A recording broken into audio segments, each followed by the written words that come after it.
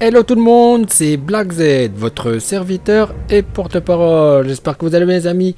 Aujourd'hui, petite vidéo, je vous apporte mon expertise Dragon Ballistique à travers un classement officiel des puissances des participants du tournoi du pouvoir, le Chikara no Taikai. Donc c'est un top 10 par puissance avec pour source le manga, je le précise, car il y a pas mal de différences entre l'anime et le manga, il y a même deux lectures différentes. Exemple, dans le manga, Goku et Vegeta ont déployé le SSJ Blue Full Power ou à 100%, où ils gardent l'énergie du SSJ Blue en eux. Cette forme n'existe pas dans l'anime. Dans l'anime, Vegeta débloque le SSJ Blue Evolution, et Toppo le Chauve passe en mode dieu de la destruction et balance des Hakai à tout va. Tout ça n'existe pas dans le manga. Donc vraiment de très grosses différences entre anime et manga. Et on peut avoir un classement des puissances différent selon le support que l'on analyse. Entendez par là qu'un classement de puissance est différent dans le manga à celui de l'anime. Aujourd'hui nous allons nous intéresser au manga réalisé par Toyotaro qui reflète probablement le plus la réalité, c'est-à-dire l'opinion de l'auteur originel de Dragon Ball, Akira Toriyama, qui écrit un synopsis, un même synopsis que la Toei se charge de mettre en œuvre pour l'anime et Toyotaro pour le manga. Car on peut penser que la collaboration est plus proche entre Toyotaro, qui prend son temps pour réaliser les chapitres de DBS, que les équipes de la Toei, voilà, la Toei c'est une grande entreprise avec des équipes. Bref, vous m'avez compris, de toute façon ça semble logique que le manga soit plus crédible que l'anime. À présent, je vais vous donner le top 10 par puissance d'après le manga. Comme vous savez, je suis un grand expert en Dragon Ballologie. Tout ce que je vais dire dans cette vidéo est vrai et vérifiable dans le manga de Toyotaro, qui dessine très bien, il n'y a rien à dire, car à un moment il était critiqué, mais quand je vois ses dessins, franchement c'est super bien dessiné. Allez, c'est parti pour de bon. À la 10e place, C17, Junanago. Comme je vous ai dit, on prend le manga comme source, et il ne fait aucun doute que C17 a été nerfé par rapport à l'anime, où il a fait forte impression en fin de tournoi face à Toppo, puis face à Jiren. Le niveau de C17 est le suivant, SSJ God. Je vous apporte la preuve tout de suite. Lorsque Son Goku, aussi appelé Kakaroto, recrute les membres de la team Univers 7, il se rend sur l'île de C17, où ça va partir en cacahuète entre le Saiyan et le Cyborg. Son Goku va passer très rapidement en SSJ 3 et se rendre compte que C17 est super chaud, surtout qu'il a failli lui balancer sa boule d'énergie, puis Goku a calmé le jeu. On peut donc penser que le niveau de C17 va au-delà du SSJ 3, donc il est de niveau SSJ God avec les cheveux rouges. Alors, C17 a bénéficié d'un gros power-up depuis Dragon Ball Z, où il avait été absorbé par Cell. Serre.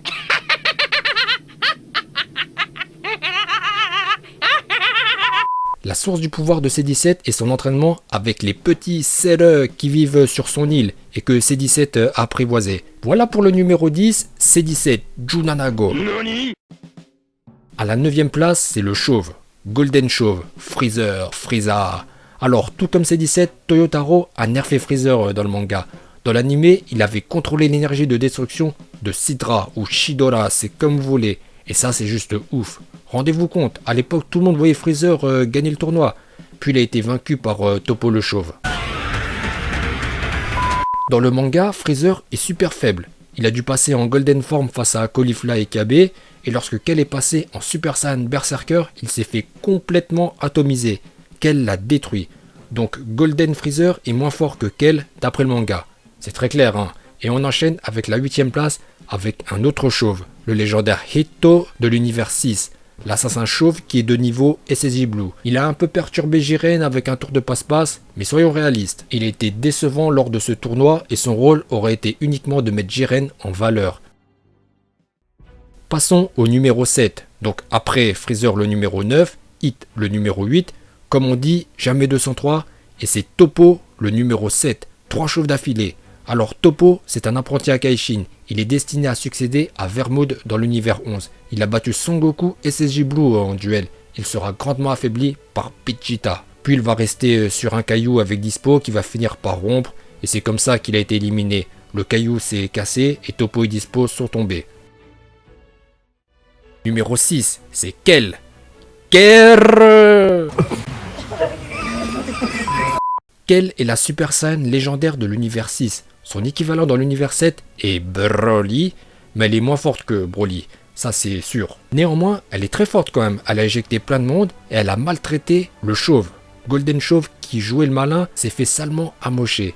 Elle a même failli éjecter Vegeta et Toppo le chauve qui sont restés sur l'arène in extremis, ce qui prouve que Kale est plus forte que Freezer et Toppo.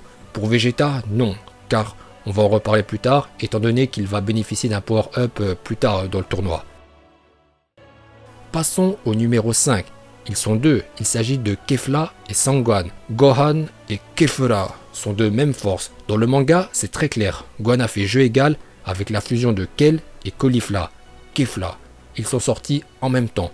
Tous deux ont tout donné, ça a été un match nul.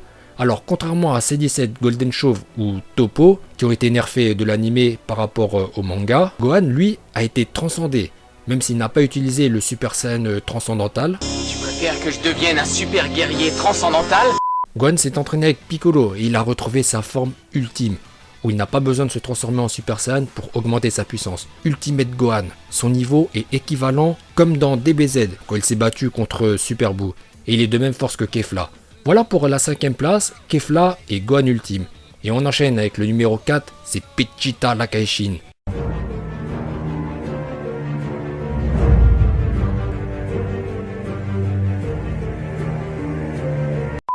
Dans l'animé, il a pleuré face à Freezer le chauve parce que Freezer est chauve et lui pas. Dans le manga, Vegeta va bénéficier d'un gros power-up. C'est quand il dit « je vaux mieux que ça ». Pendant un moment, il a tenu tête à Jiren. Mais après, lorsque Jiren est passé en Migate no Shovui, il a été mis à terre. Il sera éjecté par Jiren dans les derniers instants du tournoi. Nous arrivons au podium avec la 3ème place, Tortue Géniale, Muten Ranshi-sama, Kami Sennin qui a maîtrisé presque l'Ultra Instinct ou le réflexe transcendantal. Donc il a affronté Jiren et c'était combat de chauve. Les deux ont utilisé le Migate no Shovui. Faut savoir que Jiren et Tortue Géniale ont le point commun d'être chauve de naissance. Jiren on l'a vu petit et il était déjà chauve. Il était certainement chauve de naissance, tout comme Tortue Géniale qui le dit au début de Dragon Ball lorsque Goku et Krillin sont petits. Donc là, la 3ème place c'est le niveau Ultra Instinct, où les muscles agissent indépendamment de l'esprit, un arcane ultime, le réflexe transcendantal. Numéro 2, c'est Jiren le gris, le Migate no Shovui. Jiren est l'homme à abattre du tournoi. D'après Toppo, Jiren serait plus fort que le Seigneur Vermoud.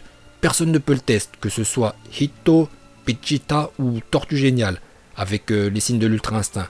Tous seront éjectés par le champion de l'univers 11. Maintenu par Son Goku, il sera éjecté par Freezer, où les trois vont sortir en même temps. Là par contre, c'est comme dans l'animé. Numéro 1, il s'agit de Son Goku bien sûr. Goku Ultra Instinct maîtrisé, ou réflexe transcendantal. Son Goku est plus fort que Jiren, on les a vus se battre, Goku a dominé. Dans cette forme, personne ne peut le battre, c'est l'arcane ultime. Bon après Son Goku va perdre le réflexe transcendantal, mais quand il l'avait, il était plus fort que Jiren. Voilà pour le top 10 Dragon Ball Super par puissance d'après le manga. Donc ce classement est officiel. Ne vous inquiétez pas, j'ai passé un coup de fil pour en avoir la confirmation. Écoutez, cette vidéo arrive maintenant à son terme. Bon bah vous allez mettre votre like car mon travail est extraordinaire. Et prenez un deuxième compte Google pour liker. Et si vous avez 30 secondes, merci de me soutenir sur Utip en visionnant une pub. Et sachez que si vous voulez des t-shirts Team Chauve, j'en vends sur mon Utip. Le lien est en description. Portez-vous bien et je vous dis à bientôt.